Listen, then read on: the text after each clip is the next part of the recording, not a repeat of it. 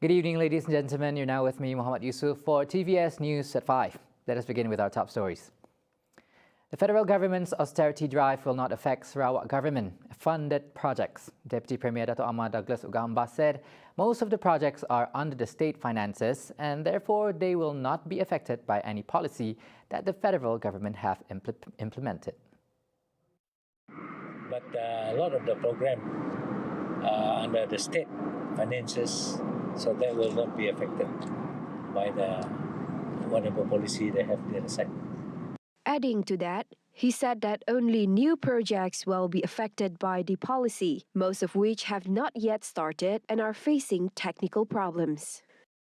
What they're talking about is some project yang belum mula, yang masih menghadapi masalah tanah, masalah dia punya kontraktor, non kontraktor lah, masalah dia memang belum mula because of various issue. I don't know.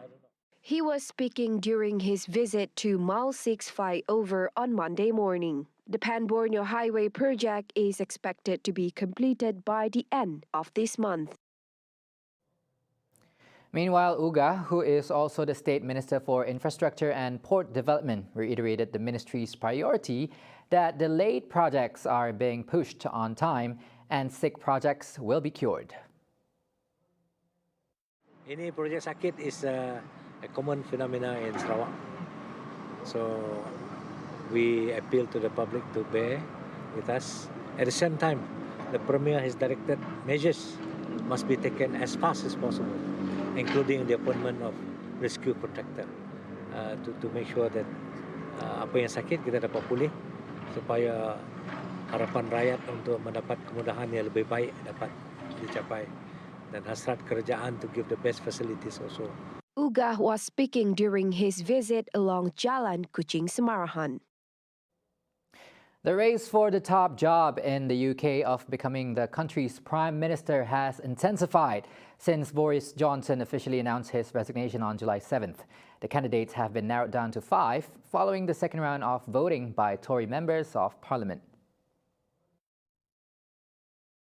Rishi Sunak, UK's former Chancellor of the Exchequer, received the most votes during the polls, amassing 101 votes after 2 rounds, putting him as the front-runner to replace Johnson. Sunak is famous for his honesty and responsible, not fairy tales approach, especially when the country was going through economic shocks from the pandemic and the Ukraine-Russia conflict. Penny Mordaunt, the Minister for Trade Policy since 2021, comes in second, securing 83 votes. Though she does not boast a senior government post, she is widely known as a breath of fresh air by many, with a tendency towards standards and trust to restore, even during Johnson's controversial years. Foreign Secretary Liz Truss comes in third, securing 64 votes during the polls, followed by Kemi Badenoch, former Equalities Minister, with 49 votes, and in fifth, Backbench Minister Tom Tugendhat with only 32 votes. The pool of hopefuls will be reduced to 2 by Tuesday, July 21st, when the final 2 candidates will be put through a postal ballot of the wider Conservative Party membership.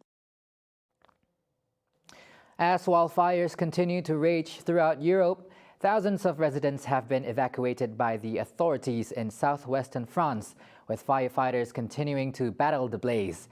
In the Gironde region alone, 10,500 hectares of land was lost in the blaze, increasing from 7,300 hectares last Friday, while in the town of Landiras, authorities have evacuated a further 4,100 people, resulting in more than 12,000 people being evacuated from the region since last week. As temperatures have soared in Europe, the wildfires continue to rage in Spain, Portugal, and France. Now, 3 people were killed and 2 were injured when a man armed with a rifle opened fire at a mall in the U.S. state of Indiana on Sunday. Greenwood Police Department Chief Jim Eason said the gunman, who had several magazines of ammunition, entered Greenwood Park Mall and began firing in the food court. What we do know right now is that we have what appears to be one shooter. Looks to be an adult male. We have not identified him yet. We do not have a motive yet. It appears that he had a rifle with several magazines of ammunition, entered the food court, and began shooting. We have 5 victims.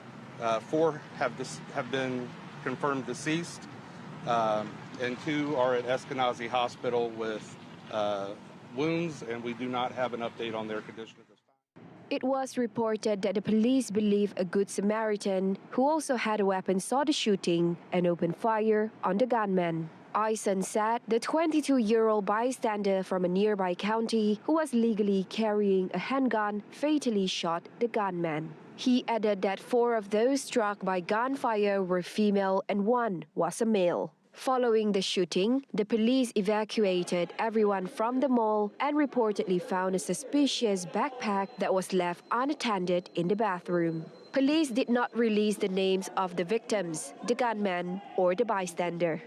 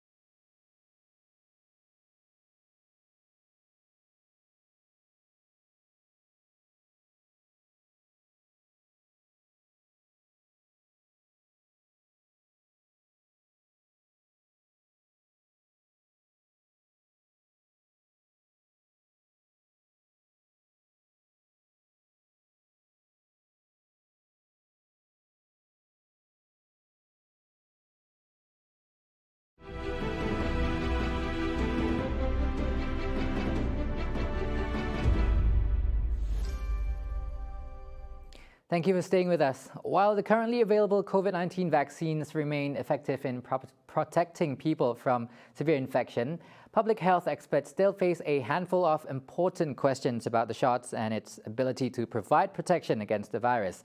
To get further insights on the issue, joining us today is Dr. Chew Kian Peng, an occupational health doctor. So, Dr. Chew, thank you for joining us. Now, globally, COVID-19 cases have spiked tremendously. Should booster shots be made mandatory? At the moment, the mandatory vaccination are probably not necessary because if you are talking about achieving the herd immunity, in this case, maybe it is a bit difficult to achieve because of 2 factors. Number 1, the virus is keep mutating. So it means that even you have a vaccine for the virus, but few months later there will be new strain of virus, so your vaccine will be not that effective. Number 2, we also learned that the vaccine is not long lasting, not like hepatitis B or hepatitis A vaccine, the previous the old vaccination, where once you injected the vaccine, it can last for almost a lifetime or at least for several years. But in COVID vaccine, you notice that after a few months, the effect actually wears off.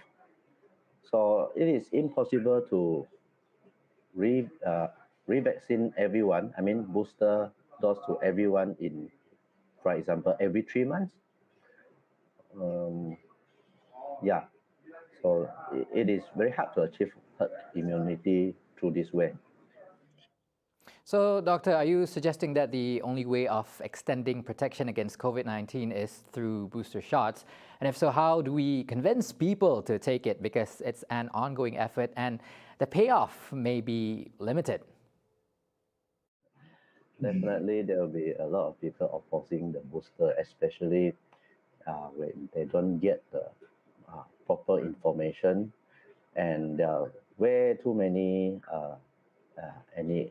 a lot of false information on the net, on the social media. So to further convince people to take out the vaccination, I think spreading the correct information to the general public is the most important step to do. Okay, but what about the people who are strongly opposed to taking the vaccine? Because I think it could be rooted in uncertainties about the vaccine's supposed side effects. I think at the moment, people are still more worried about the side effect. Even the side effect is not serious. I mean, most of the time not fatal, but deep down, people still fear in case a side effect occur, and then how it should be handled by the medical professional. Day in, day out, we also see some patient, I mean, our outpatient complain of generally unwell after the vaccination. I've seen my regular patient develop eczema, the whole body after the vaccination. I have also seen a few cases where uh, they have extensive hair loss after the vaccination. But whether this is directly linked to the vaccination or just a coincident event, we are not very sure because there is no authority really look into this matter. I mean, some of them they do report to the to feedback to the Ministry of Health, but the majority of these unpleasant event, I would call it, are not reported. So therefore, it's not really been analyzed. All right, thank you, Dr. Chiu, for joining us today. And that's all the time we have for TVS News at 5. Join Lorenzo Isaac tonight at 11 p.m. for TVS Nightline. Once again, I'm Muhammad Yusuf. Thank you for watching and have a good day ahead.